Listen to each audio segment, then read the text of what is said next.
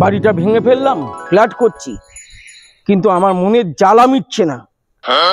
40,000 টাকা কাটা, ডোবাটা চটা কিনে নিল।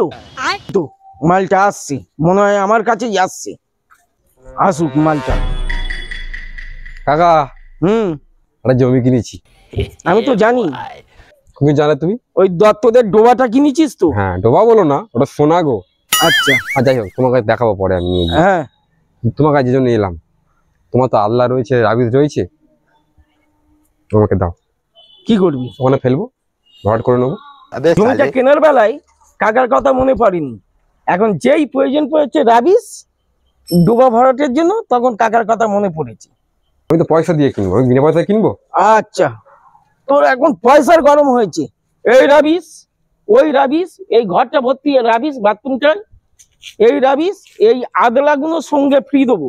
আচ্ছা, 2 লক্ষ টাকা লাগবে। বলো কি? হ্যাঁ, 40,000 টাকা জমি কিনেছি আর 2 লক্ষ টাকা রাবিজ ফেলবো আমি ওখানে? তোমার মাথা মাথা খারাপ হয়ে গেছে? দেবে না সেটা বলো না। দেবো না কেন? যা দাম তাই বলিস। হ্যাঁ, দরকার নেই তোমার।